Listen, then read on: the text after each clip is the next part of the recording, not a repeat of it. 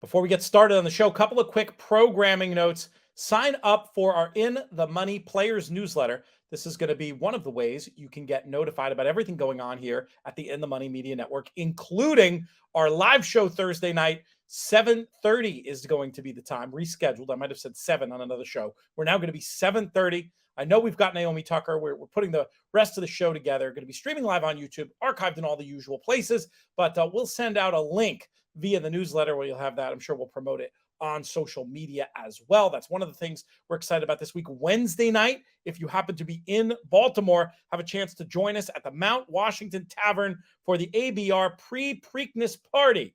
I'm going to put a link for where you buy tickets. $25. Going to be a ton of fun. Lots of cool racing people there. 7 p.m. I went to the one a few years ago, and it was really great. So looking forward to that as well. Again, to get all the information, sign up for the free In the Money Players newsletter. And then we've also got a bunch of cool stuff on In the Money Plus this week, additional content, etc. To sign up for that, inthemoneypodcast.com/plus, and the free email, inthemoneypodcast.com/email.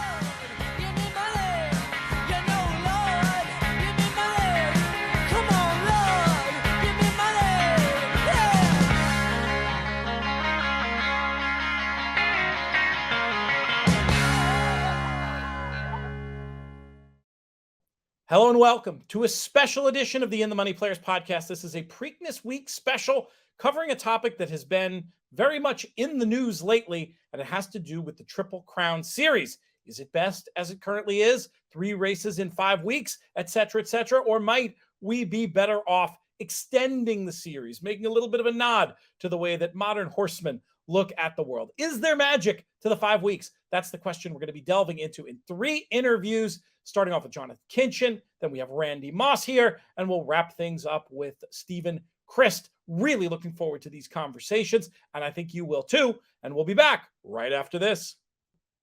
In the Money Media are also very happy to be partnering with Lone Star. A few things I want to highlight about this Lone Star meet. A couple of player-friendly wagers daily. A player's pick 5, 12% takeout.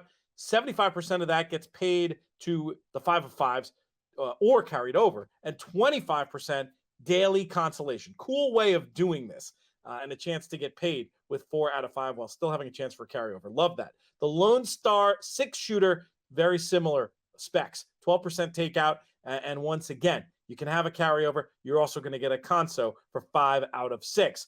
Also, $50,000 guaranteed late pick 4 every Sunday, and then 2 days to pay attention to with opportunities to win NHC seats added to the prize pool. Some of the best ways to get NHC seats all year are at Lone Star. One day you want to pay attention to Lone Star Million Day. That's Monday, May 30th. 6 stakes worth $1.2 million and an NHC tournament with 1 in 10 odds. $2,500 buy-in, and that's all bankroll. The prizes are added to it. You can qualify now on horsetourneys.com. Also, save the date, Saturday, July 16th, Summer Turf Festival. 4 stakes totaling $750K, all on turf, and the tournament with a $1,000 buy-in and seats added. To learn more, go to LoneStarPark.com. Next up on the show, doing something a little bit different here. We're kind of framing a debate that we're then going to have listeners on our YouTube comments chime in and let us know what they think, because I really do want to hear from the public about this one, because it's a complicated question about the Triple Crown Series and whether or not it's good as it is, or whether it's something that needs to be altered and changed with the times.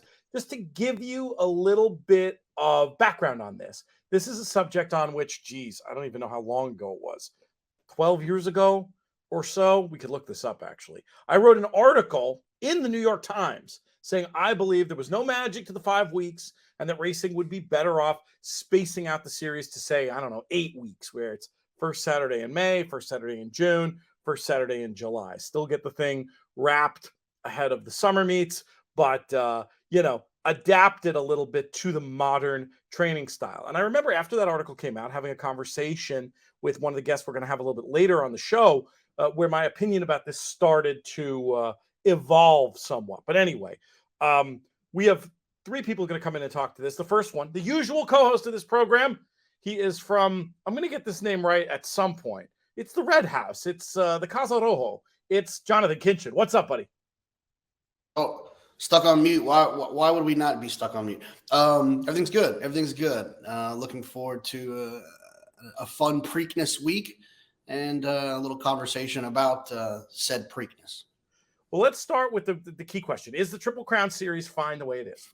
Yeah, no, I think it is. You and I both agree with this. There's no phrase I hate more in anything than, well, that's just how we've done it, right? That's the most ridiculous phrase, and it holds us back from so many things and growth and change and things like that.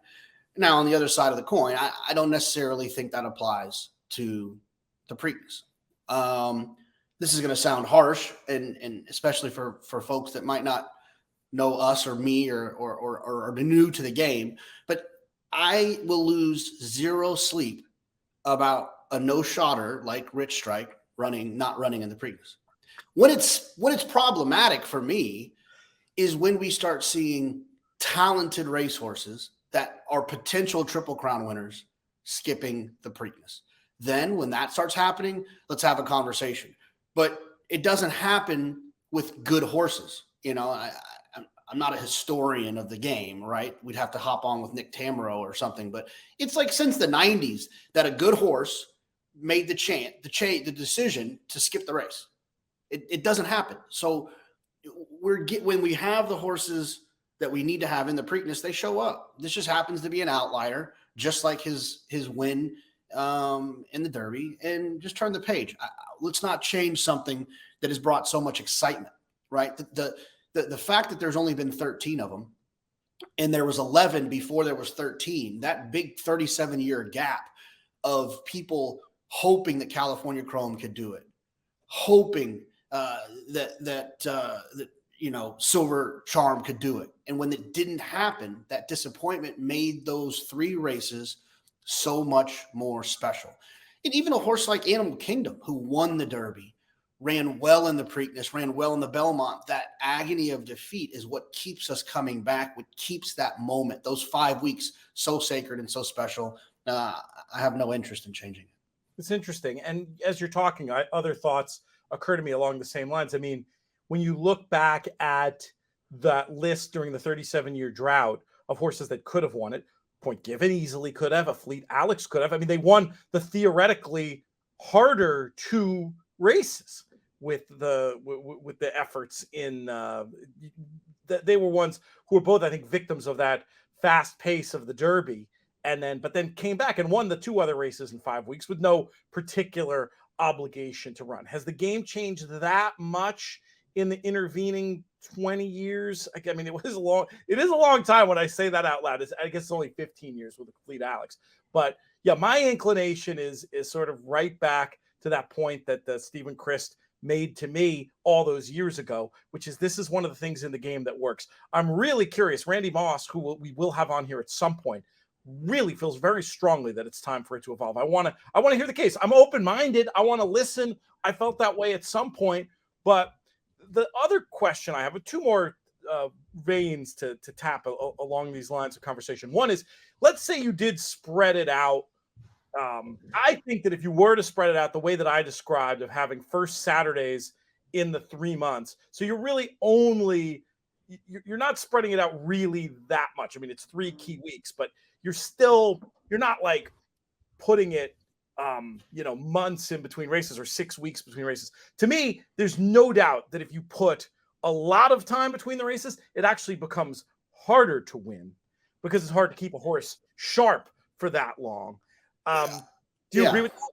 Yeah, not only do I think it's harder, and I don't think it's not only is it harder, and not only is it harder to keep them sharp, it's also harder to keep, I think, a lot of them healthy. Because think about this. In the 5-week span between the Derby and the Belmont, let's say we're dealing with a pool of about 30 horses. Those horses are going to gallop every day. They're going to probably breeze 2 to 3 times in that time period. So that's, let's call it, I'm just throwing out a number for the sake of this conversation. Let's call it, that's 15 opportunities for them to get hurt, right? 15 opportunities for them to get hurt. Now, if you spread it out over a 9-week, 10-week situation, now we're looking at, 25 opportunities, 30 opportunities for them to get hurt in the morning, and you'll start to lose horses. And I I like it the way it works. It's not like I'm saying that all big races need to have 2-week gaps and then a 3-week gap right after that. That's why this situation is special. So let's just keep this situation special. And I have no problem putting bigger spacing between. If you want to move prep races for the Breeders' Cup up 6 weeks instead of 5 weeks and 4 weeks, could care less, more power to you. Let's do it. Better for the horsemen, better for the horses, all good. But let's just keep this one little situation where it's special. And you're a baseball fan, Pete. I lean more towards the football arena, and I'm trying to think of an analogy of something that's only happened 13 times in the history of football, 13 times in the history of baseball, in a rule that would prevent that from ever happening again in a way that it happened the 13 times before. Makes me a little bit sad. I want that special moment. I remember the morning. I didn't even like the horse that much.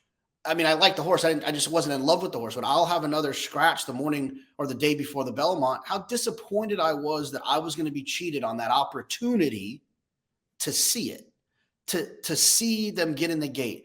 That disappointment I felt when Big Brown didn't win, and how frustrating it was. The frustration it was at the end of the Triple Crown when Fleet Alex, when you said if he only would have got a better trip in the Derby, he would have won the Triple Crown. And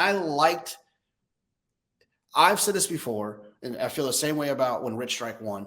It's the agony of defeat and the highs of the wins. It's the gap in between those two emotions that makes this sport so special. And I feel like changing the Triple Crown, making it easier, is going to take away from that emotional gap, because there's going to be more of them. I feel like there'll be more of them. You're saying if you did it my way, you think you agreed that having a lot of time between would make it harder, but my way, my sort of half measure, first Saturday in May, June, July, you think that would create more Triple Crown winners? I think both situations, spreading it out or leaving it like it is, have obstacles, right? Keeping it the way it is with a 2-week and then a 3-week gap, 2 weeks between the Preakness, 3 weeks between the Belmont, to me, that is a challenge. To me, that is a challenge to keep a horse in top form. It takes a horseman to understand what to do, what not to do, when something's needed, when something's not needed. I like that aspect. That is a challenge. I'm also of the belief that spreading it apart is a challenge as well, to keep them, like we mentioned, to keep them sound, to keep them fit, to keep them in that top form. The problem is that when it's spaced out like that, to me, that's less, I don't know the best word, that's less sexy when we're talking about those 13 Triple Crown winners than the other problem of it being too tight. So if I'm going to get a problem, I'm going to get at something that would make it more difficult. Let's make it like a sexier difficulty of winning 3 big races in 5 weeks rather than the difficulty of staying sound for 5 weeks. That's not very, you're not going to see a Sports Illustrated cover that says sound for 12 weeks, Triple Crown champion, but you will see 3 triumphs, 5 weeks, 3 states. That to me is more headline worthy if you're going to try to create a situation where horses and horsemen have to overcome something. If that makes sense. It does. I take your point very much so. We've got about 5 minutes left, and I got two more things I want to talk to you about. Let's talk specifically about Rich Strike. Now, your cynicism about the horse in this form has been well noted and more or less shared by me in some of the things I've written and said on the air. But let's talk about this specific situation. Nick Tamero argued something I thought was interesting. He felt like the connections, assuming the horse was sound, all of this is, anything we're saying about this obviously assumes that the horse is in good physical condition. Nobody wants to see a horse run who's not ready to run. When you talk about I'll have another, we're disappointed as fans. Obviously, we understand the horse is hurt, the horse shouldn't run. But assuming the horse is capable of running, do they owe it to the sport to have at least given this a go? What's your opinion on that? Should they have tried this horse back in the Preakness? I'm weird with you owe the sport this. We're all, it's one of those deals where, like, when guys don't show up to camp and they hold out, it's like, well, you owe it to your team and to the fans. Well, not really. You know what I mean? Like, you don't really owe anyone anything outside of your family. And, I just don't really subscribe to that. But I will say, Eric Reed has run I think in the last 5 years, 65 horses back on 2 weeks rest. So it's not as if it's something he won't do. It's not like it's against his training religion to run horses back quickly. And if you have and Todd Pletcher doesn't do it, but when he has a horse that wins the Derby, they run back in the Preakness. Chad Brown doesn't do it. But if I can assure you that he has a horse that wins the Derby, the horse is going to come back. And Bob Baffert's not cutting a line to run horses back in 2 weeks either, but you do it in the Preakness because it's an opportunity at immortality. It's an opportunity at doing something special. And it's something that as a trainer and an owner, you probably get into this game hoping one day you'll be lucky enough to have a chance at the greatest accomplishment in racing, which is the Triple Crown. So I don't know if he owes it. Maybe he owes it to himself, but not necessarily to the public. But my point is that, and where my brain is on it, is there's a lot of behind the scenes things that could be taking place. One could be not that the horse is injured. If the horse is injured, he wouldn't be working. He seems to be galloping fine from the accounts of other folks. But there might just be something about the horse. I mean, the horse did he was in for a tag for 30, right? So you don't put a future Derby winner in for 30. There clearly has to be some potential ongoing issues. Maybe he's got feet. Maybe he's got an old injury. They're scared to rile up a little bit. There's a lot of different things that may be going on. The other thing is, in my opinion, is there could be some obscure stallion deal or some obscure human that wants to buy into the horse. And if he runs poorly in the Preakness, that value goes down significantly. I just feel like there's more to the story than, we're going to skip the Preakness because that's what's best for the horse. And maybe I'm wrong. That's just what it feels like. And, I actually saw a funny tweet today that reminded me of this, but it reminds me of that whole Larry Best thing with OXO when they had that good 2-year-old and they said, we're going to Instagram.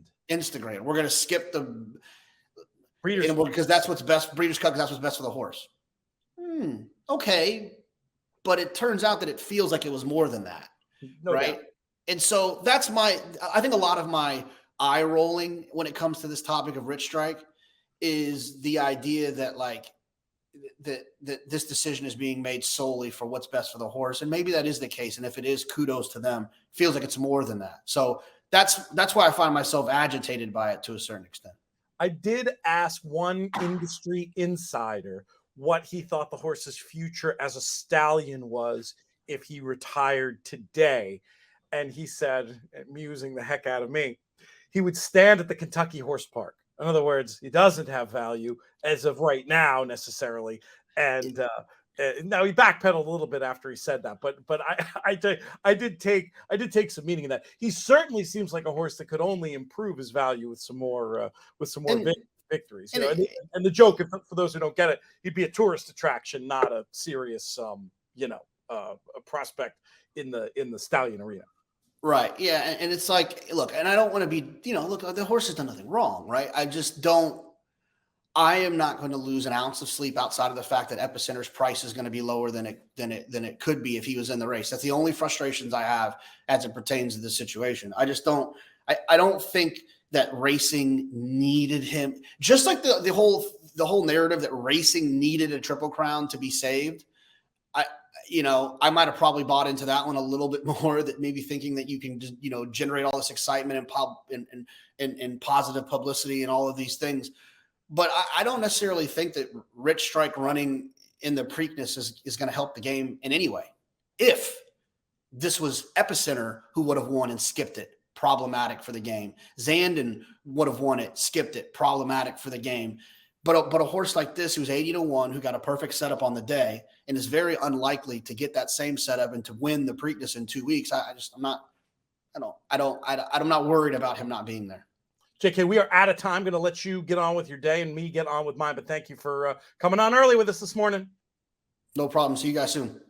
Next up on the show, returning guest, very popular, did an excellent job on the Monster Pod, though we were wrong as far as our conclusion in the Oaks about the Arkansas Derby form. Proved to look a little bit better when it came to the Derby. But we're on to new business now.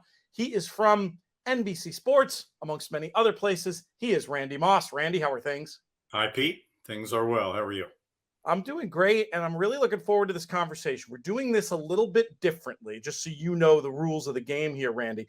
I wasn't able to coordinate schedules to get people on to have like a proper debate about this topic. So instead, what we're doing is having three little snapshot interviews. We had JK on before. We're going to have Steven Crist on a little bit later. I'm pretty sure Steven Crist's view is going to be more similar to what we heard from JK about, I mean, more or less having good reasons, but liking the Triple Crown series the way that it is. You have a very compelling argument to say that it might be time for the game to evolve and change. Am I reading that correctly from what I've seen on your Twitter? Pete, to me, it's incomprehensible that people that have been around racing for a while don't jump on this issue, because it's such a slam dunk. But I mean, not everybody feels that way. Some people are so beholden to tradition or New York that they refuse to see, basically, in my opinion, their hand in front of their face. What do you think is the problem with the current setup? And then we'll get to your proposed solutions. The problem, Pete, with the current setup is that horsemen are now extremely reluctant to run horses back in 2 weeks. They believe it is counterproductive to the best interests of their horse. They may be right. It may be a horse safety issue. I don't know. But the bottom line is that the Preakness is being victimized by this reluctance to run back that quickly. The Preakness is becoming a weak link in the Triple Crown. When horses run in the Derby, run well in the Derby, then choose to skip the Preakness, or their connections choose to skip the Preakness because of the 2-week gap to wait on the Belmont, it's not good for the Triple Crown. It's not good for the Preakness, and therefore it's not good for the sport. Right. I mean, do you think that the trainer of an owner of Rich Strike, or, Todd Pletcher, for example, do you think they have a vendetta against the Preakness? No. Do you think they are anti-tradition? No. The reason why Rich Strike is skipping the Preakness is because they do not like the 2-week gap. The reason why Todd Pletcher skips the Preakness almost every year to wait for the Belmont is because he does not like the 2-week gap. The reason Zandon is not running back in the Preakness to run against Epicenter is because Chad Brown does not like the 2-week gap. There is no reason on earth not to recognize this, strengthen the Triple Crown, do what's best for the sport, and space the races more so that we get 3 compelling races in the Triple Crown, which is what it was intended to be to begin with, instead of 2 or 2.5. Sometimes we get lucky and the also-rans in the Preakness, the best also-ran, or the Derby, come back and run in the Preakness. Usually there are circumstances involved there, like Good Magic, when he ran against Justify, was not bred to go 1.5 miles in the Belmont, so they weren't even thinking Belmont. They came back in the 2 weeks, even though they didn't like it. But, Pete, it's a slam dunk. I don't get it. I see what you're saying. Jonathon was looking at it much more from the lens of the winner. And he made the point that he'd be a lot more upset if Epicenter, a horse that in his view had a serious chance to win the Triple Crown, had won the Derby and opted to skip the Preakness. And he went back historically and talked about how, the relevant Derby winners going back a very long time have all chosen to run in the Preakness except for Rich Strike. But that way of looking at it, to your point, I get the idea that it's not necessarily meant to just be a gauntlet for one horse. It's meant to be a compelling series of races. Is that part of your argument here? That's it. That's exactly the argument, Pete. I mean, the Triple Crown was designed. It wasn't designed. It just basically fell into place that way as the ultimate test for 3-year-olds to beat the best of your generation in 3 consecutive races, ending with the test of the champion at 1.5 miles in the Belmont Stakes. The gaps between the races were immaterial, really, from 1959 or 49 until 1959. Okay, that's an 11-year span. The gap between either the Derby and the Preakness or the Preakness and the Belmont the preceding year was changed 9 times. 9 times in 11 years. it really didn't. I mean, Triple Crown winners, Whirlaway, Assault, Count Fleet, Citation. They didn't win the Triple Crown with the 2-week, 3-week gap we have now. It was a 1-week, 4-week gap during those Triple Crowns. And usually, like, for example, Citation ran in the Jersey Stakes between the Preakness and the Belmont. We had one Kentucky Derby horse that ran in the Derby, had a race between the Derby and the Preakness, then a race between the Preakness and the Belmont. I mean, it was not back then.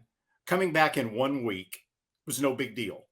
Coming back in 2 weeks was certainly no big deal. I mean, as recently as the late 1960s and early 70s, the famous handicapping author Tom Ainsley was saying in one of his handicapping books I have on my shelf over here, that horse players, when you're talking about good horses, allowance stakes level horses, should focus on horses running back in 1 week or 2 weeks, because they are much more consistent than horses running back in 3 weeks or 4 weeks. My God, how much has that changed?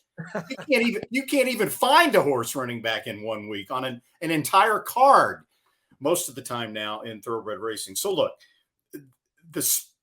I also went back during those years in which the spacing was changed.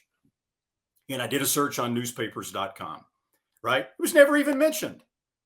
It was never part of the equation. The challenge was beating the best of your generation 3 races in a row. And when the best of your generation doesn't come back in one of those races consistently, you got a problem. And it needs to be changed. And it's not brain surgery. And it doesn't mean you're cheapening the Triple Crown. You're actually making it stronger. And perhaps harder. Is that fair too? I think it would make it harder. Some like, for example, my good friend Mike Watchmaker, before American Pharoah swept the Triple Crown in 2015. I've been preaching this for a long time. And he was saying that you just want to make it easier for a horse to sweep the Triple Crown. No, that's not the point. First of all, it wouldn't make it easier for a horse to sweep the Triple, because the Preakness would be tougher. And then when American Pharoah won it, he said, well, I hope this puts an end to all this talk about, making the Triple Crown easier by spacing it out. For crying out loud, that's not the issue at all. First Saturday in May, Memorial Day weekend, 4th of July weekend. Okay. It would end this silly crap about horses running in the Derby, skipping the Preakness, running back in the Derby. You think they wait 9 weeks between the Derby and the Belmont? No. They would be much more likely than to come back in the Preakness. Suppose Rich Strike, I know I'm on my soapbox here. I'm sorry. Oh, I love it. Your passion, your enthusiasm, and your points are all welcome around here. Suppose Rich Strike had never drawn in the also eligibles, okay? And we get this fantastic duel coming down to the wire between Epicenter and Zandon, and Epicenter holds on to win. The budding of a great rivalry, right? Wrong. Zandon skips the Preakness. So we get Epicenter at 4-5, which is about what he's going to be anyway, 4-5 or even money in the Preakness. And the sport is robbed. The Triple Crown is robbed of what could be a compelling matchup. If the attitude of horsemen today, okay, had been in place 40 years ago, 50 years ago, there's not just a possibility, I'd say there's a probability we wouldn't have had affirmed in Aladar in the Preakness. John Veach would have skipped the Preakness to wait for the Belmont under current modern day attitudes. You wouldn't have Ali Sheba bet twice in the Preakness, one of the great rivalries. The Phipps family, Shug McGahee, with their ties to New York, you probably wouldn't have had that fantastic Sunday Silence Easy Goer matchup in 1989. Think of all the compelling Preakness matchups that strengthen the Triple Crown and are great for fans that you would not have had. And just as in there's the horse safety issue, which is something different, but then as an ancillary benefit, Pete, the undercard races on Pimlico weekend are greatly suffering right now. They are really diminished because Keeneland is so strong. Okay. That's kind of hurting the undercard at Churchill Downs, but still it's strong. But nobody wants to run back in 2 weeks from those great undercard races at Churchill Downs and come back at Pimlico. The entire program at Pimlico would be strengthened. Now, what are the reasons people are against this? Okay, now I know the Preakness people want to change it. They want to change the 2-week gap. They've been on record as saying so, Tom Chukas. Now, why is it not changed? Okay, I don't know for a fact, but you got to suspect there has been some conversation between the Maryland Jockey Club and the New York Racing Association. It has not changed. The logical conclusion is that it has not changed for one of two reasons. Number one, it helps the Belmont Stakes, theoretically, because so many horses go from the Derby straight to the Belmont. Okay, if it were spaced, would the Belmont suffer that much? I don't think so. But it definitely does not harm the Belmont Stakes or the New York Racing Association. Second reason, in my opinion, there's no love lost between Churchill Downs Incorporated, First Racing, the Stronach Group, and the New York Racing Association. They don't necessarily play nicely with each other. And so to move the Belmont Stakes to go along with changing the spacing of the Triple Crown, I suspect NYRA might be thinking, why would we help the Stronach Group, First Racing, and maybe not necessarily help the New York Racing Association? I hope I'm wrong about that. I would like to think that NYRA would recognize that there are situations where you need to put the best interest of the sport ahead of maybe, a small difference in the horses you might draw for your Belmont Stakes. I would like to think that would be the prevailing thought, but I don't know. There is certainly a rising tide lifts all ships argument. Yes. That would supersede any potential half a lost starter per stake race or whatever it would end up being. But we are in a game, and obviously all three of those organizations you mentioned, they're all partners of ours over here. Like, I'm not meaning to impugn anyone in particular, but as a culture and a sport, we do sometimes have more of a let's fight over our pieces of the pie, and yes, nobody's working to make the pie bigger. So there could be an endemic cultural problem to the sport that is holding things back. This has been just a tremendous argument on this side. I'm like the worst on this point. I seesaw back and forth, but I think that the way that you're framing it as what's in the best interest of not just think of it in terms of the winner, but think of it in terms of what the series could be. One last question, and I'll let you go. From a broadcasting point of view, do you think are there any always want to look out for minefields in situations like this? Is there any reason that it could create a broadcasting challenge in terms of presenting the Triple Crown Series the way you're envisioning it to the world? How easy or difficult would it be to sort of retrain the racing audience? None. It would be no factor whatsoever. Broadcast would not be. As a matter of fact, it would be easier for broadcast because you wouldn't have such a rush between the Derby and the Preakness to get everything, finalized and get everything set up and all that. It would be better for broadcast TV because the Preakness would be much more compelling and you would have better horses running against each other in all three races. The primary argument that I hear against it, Pete, is people saying, look, the Triple Crown is the best thing that thoroughbred racing has going for it. Why mess with a good product? Okay. The counter argument to that, Pete, is that you're strengthening the product. That's why you have to take care of the product. When you see an issue developing and it's clearly there to the sport's marquee property, you fix it. You fix it, especially if it's an easy fix to make the Triple Crown stronger. That's why you have to take care of the Triple Crown and make it as good as possible and keep it the best 3-year-olds of their generation running against each other in all three races. It's great stuff, Randy. Thank you so much for joining us today. And we're going to have the listeners and their comments on YouTube and let us know what you think. I'm finding Randy's argument very compelling, I have to say. Of course, we'll see. Steven Crist has turned me around on this point before. I wrote an article. I was telling the viewers this before, Randy. 15 years ago, I wrote a piece in the New York Times advocating stretching out the series and had sort of weakened off that position from subsequent conversations with Steven Crist and others with that idea of this is something that works in racing. But I do think you make a compelling case that, yeah, it works. It could work better. Let's see what the listeners and viewers think. And can't wait to watch you this weekend. Do you know when you guys are broadcasting yet, or is it too early in the week to have that info? I know on Saturday. Well, I know on Friday, Pete, we are televising both the Pimlico Special and the Black Eyed Susan, those two races. And then on Saturday, we come on the air at 4 p.m. Eastern time on NBC. And we'll have 4 undercard races prior to the Preakness Stakes. Those are still TBD, depending on field size and things like that. The draw for those races and the Black Eyed Susan will happen on Monday today when we're taping this. And by the way, I can't wait to hear what Steven Crist has to say, because he is smarter than me. Well, you guys do such a great job on NBC, and if they should create a Emmy category for best drone shot in sports, I think I know what's going to win. Yeah, it was an awesome shot, wasn't it? Great stuff, my friend. We'll talk soon. All right, Pete, take care.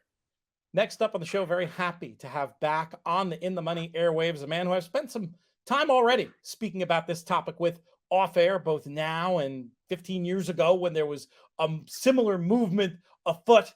Very curious to get his thoughts today. You know him from many places, but I'm just going to introduce him as a legendary horse player and student of the game, Eclipse winner. We could go on and on. He's Steven Crist. How are you, Steven? Hey, Pete. I'm doing well. Thank you. So when's the first time you ever heard anybody talk about this topic of possibly extending the Triple Crown? Well, this is kind of reminding me of a zombie movie where you think you've put down the zombies, but no, they come back yet again.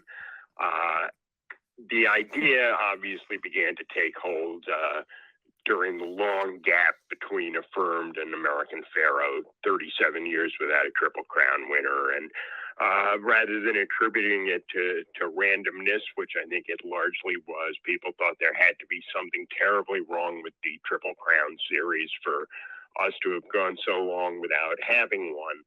And I think that they got very close to making a change in the early 2010s. I remember Stuart Janney of NYRA telling the New York Times, oh, yeah, we're going to move it back a week. And I think we're very close to doing that. And then thankfully along came American Pharaoh to prove that it was still possible for a horse to win the Triple Crown. And I think that his winning the same Triple Crown that Secretariat in Seattle Slew and Affirmed had won, and then nobody since, confirmed to most people that it was good that we didn't change the Triple Crown, that it still remained the same challenge that the great horses, 40 years ago had met and conquered, and that it could be done again. And in fact, it was then done again 3 years later in 2018. So I thought at that point that we were done with this talk of let's tinker with the Triple Crown and make it a different series than the one that horses have been chasing for the last 50 plus years. So I'm very disappointed to see that this is back as a live issue. And, to me, there's one question. Why? What problem are you trying to solve? There is no problem with the Triple Crown. It's great that nobody won it for 37 years and then that it's been won twice again.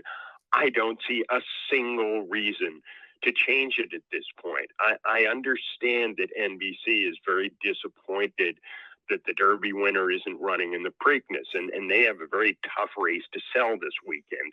And I'm sure that there's a great deal of consternation. But, to me, the proper response is you shrug your shoulders. You say, this is only the third Derby winner in 60 years, who's passing the race. It doesn't happen very often. When it does happen, an extra week would not have changed things. It wouldn't have changed things for Gato del Sol. He wasn't going to run in the Preakness under any circumstances. It wouldn't have changed for Spendebuck. He had a huge pot of money to chase by running in the Jersey Derby. And, I hardly think that a week would have brought this horse in. So why would you change this series, which has been proven over decades and confirmed twice, in the last decade, that this is the right way to do this thing, that there's value to having the identical historic challenge to bring together the horses of yesteryear and today. Why in the world would you want to change it now? To me, I just don't see it, and I think it would be a terrible thing to change this series, to diminish the difficulty of the Triple Crown. And, if you want to put together some series of 3 races that go on Derby Day and then Labor Day and the Belmont and Thanksgiving, that's not the Triple Crown anymore. It's the whole idea is that you have to win the 3 races in 5 weeks, not to dumb it down and make it easier. Now, to be fair, let me interject, because you make very compelling points, but I think there's one part of your argument that's a little bit of a straw man argument, which is this idea that the people who are seeking to space this out are necessarily looking to make it easier. Now, I cheated and let you hear the Randy Moss interview before you came on today, but I thought he made a good point that it wouldn't necessarily make it easier, but what he thought it would do, and I guess the simple answer to your why do it is his belief, and I have some sympathy for this point of view, that you'd have a more compelling series of races because you'd have more of the same cast of characters, and I think nothing hooks a human audience like a good equine rivalry and getting familiar with these horses. And so I do get that idea that having them compete, having more horses compete in all 3 legs, I think could be a good thing in terms of trying to market the sport. I don't see that at all. I just don't agree. The idea that if Rich Strike were running in the Preakness, that racing would become more popular, I really just don't see it. 95% of Derby winners do come back in the Preakness. This is not some, issue that's hurting the sport. And if you're good enough, you can do it. American Pharoah and Justify proved if you're good enough, you can win those 3 races in 5 weeks. So, you can argue whether it would be tougher versus easier, but the point to me is it would be different. And why do you want to make it different? What problem are you trying to solve? I don't see a problem with the Triple Crown. I guess others do. When I wrote an article along these lines, in that I think it was 2 waves of this argument ago in your old newspaper, the New York Times, I remember you saying very specifically to me when we talked about it after the fact, and this is still an argument that, again, I guess, I just have to admit it, at this point, I'm super agnostic on this issue. I really do see arguments for and against. But the thing that you said then that resonated with me the most was, this is one of the things in racing that works. So why do we want to mess with it? Do you still see it that way as well? Do you think it's actually quite risky to make a change? I think it is, and I think that you need to have a compelling reason if you're going to make a change. And the idea that, well, Zandon might have run in the Preakness, if he'd had another month, is not a compelling enough reason to change this one thing in racing that works very, very well. I just don't see the motivation for messing with something that has proven over decades and decades and decades to be a worthwhile and unique challenge. And in that sense, it feels like to you there is some magic to the 5 weeks. Obviously, throughout the series history, it's been changed. So obviously, there's been consistency throughout the last half century or so. Yeah, and I think that half century is very much worth keeping. Don't you want, if a horse wins the Triple Crown, to be able to say, wow, he did what Secretariat and Affirmed and Seattle Slew and American Pharoah and Justified did? Not, well, they changed the series a little bit, so you got to put an asterisk next to our next Triple Crown winner. Why would you want to do that? What are you accomplishing other than diminishing the achievement of the next Triple Crown winner because he didn't do the same thing that all the ones, since 1950 have done? I just don't see a reason to make the change. It does work well what are we trying to accomplish here? The other thing that Randy said that I thought made me look at it a little bit differently is with horses and the way they're trained so differently than even 30 years ago. The idea that Affirmed Alley Dar or Sunday Silence Easy Goer, the idea that the horse that was second in the Derby would almost reflexively pass the Preakness today, and thus depriving us of the kind of rivalry that, along with equine characters, equine rivalries, I really think does help fuel the sport from a marketing perspective. Does that, obviously it doesn't land with you enough to move the needle, but does that argument land with you at all? No, because I think that horses like Easy Goer and Bet Twice absolutely would have run back in the Preakness, even if it were today. Derby winners do incredibly well in the Preakness. For people to go, oh, it's only 2 weeks. Gee, that's not fair to the poor horsies. I mean, of course it's fair. They do it. They win the Preakness most of the time. Derby winners do extremely well in the Preakness. Again, it's an unwanted solution to a non-existent problem.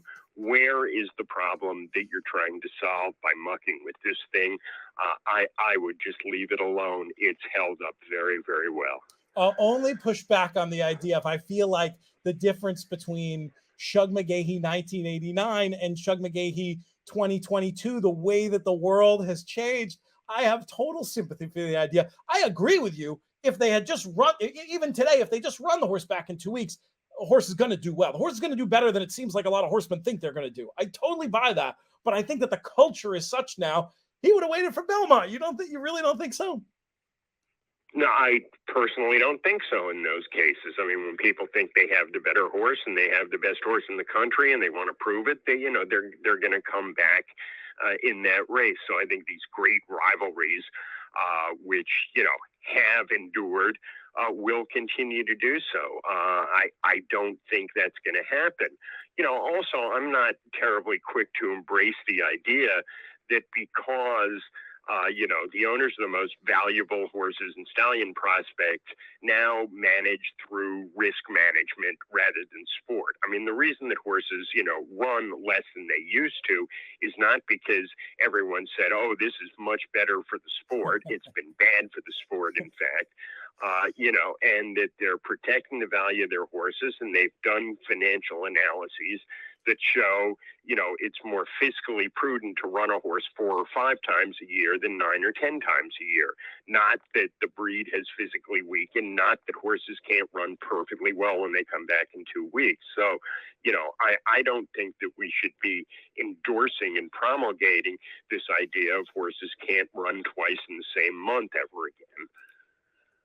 I mean, I'm deep sympathy for that idea, and I wish, I don't know what needs to be done to change that. If there's a financial incentive or some way to try to overcome what seems to be a bias that I agree with you is an incorrect bias about horses' inability to come back fast. I mean, we see it, and I'll tell you what, this is something I hadn't even thought about, Steve, but in a no Lasix world, it makes all the more sense to be able to run them back quickly. I've spoken to a lot of horsemen that say that Lasix is something that at the stakes level, especially, that might flatten a horse out and make them need more time between races. But with that out of the equation, I wonder if there isn't a change to be made that doesn't change the Triple Crown series, but changes the financial incentives for people to actually run their horses in the races. I mean, I do like the idea. I think that's a very interesting point, Pete, because, if I were the Stronach organization, I mean, I would take all the money that they are wasting on these insane purses for the Pegasus and the Pegasus turf or whatever they're calling it, completely unnecessary, multi-million-dollar grass race in January where they'd get the same field for 400,000, as they do for several million. Make the Preakness worth $3 million instead of $1.5 million. You'll get some more of those 3rd and 4th place finishers running back for $3 million purse. It's interesting. It's very interesting ideas. It's been so fun kicking this around with you and JK and Randy Moss. Now, as I mentioned, I had played for you the Randy piece. Was curious if there was anything else that you specifically wanted to rebut or comment on from that. And then I am going to make you talk about this year's Preakness for a minute, if you don't mind. No, that's just fine. No, I really don't have anything else. I mean, Randy's one of the smartest guys in racing, and I hate to, disagree so strongly with him about something, but I just don't agree with him. But I've known Randy forever, and he's a very smart guy. I've known Randy since he had hair.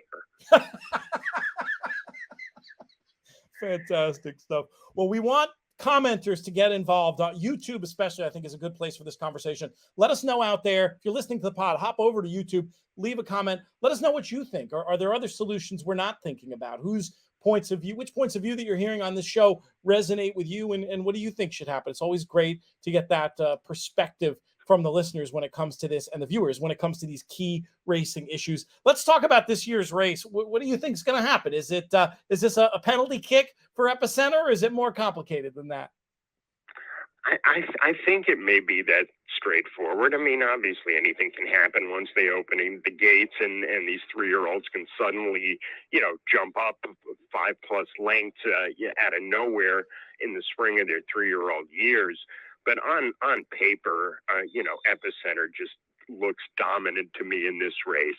I mean, I think he's a little better than these horses. He's just a faster horse than his competition on Saturday. I think the race sets up perfectly for him. It's a race that, to my mind, sets up well for a tactical horse, who can sit behind some of the brazen speed, but be right there depending on how the pace develops. And he's just faster than the closers who are then going to come after him in the stretch. I think he may well go off at less than 6-5. The more that I look at the race on paper, I mean, the more it looks like it's his race to lose. It's so early in the week. This is kind of an unfair question, but have you given any thought to a betting approach in this race, whether it be in the horizontal pools for which you're known for betting, or the verticals? No, I really haven't. I mean, if I were, playing tries in the race or something like that, I'd try to wake up a horse like Creative Minister or Skippy Longstocking to maybe get up at the end. I'm not convinced that early voting, is going to get the trip. I mean, they didn't run him in the Derby because of that concern. He did get caught by Mo Donegal going 1 1/8 miles, and we saw where Mo Donegal ended up in the Derby. So I don't see him wiring the field on a soft pace with, a horse like Fenwick in there, and, maybe even a Creative Minister, pushing the pace a little bit. So I think you could get the second and third choices, out of the second spot. I don't think early voting or Secret Oath have to be second. But I feel more strongly about Epicenter than I do about the second and third choices. Steven, thank you so much for your time today. Always a pleasure having you on the show. Always enjoy it. Thank you, Pete. Thanks once again to Steven Crist. We'll thank Randy Moss and JK as well. Our founding partners, the Thoroughbred Retirement Foundation and 10 Strike Racing. Looking forward to seeing that crew down at the Preakness this weekend. Lots of Team 10 Strike going to be in attendance. Most of all, though, I want to thank all of you, the listeners and viewers, for making these shows so much fun to do.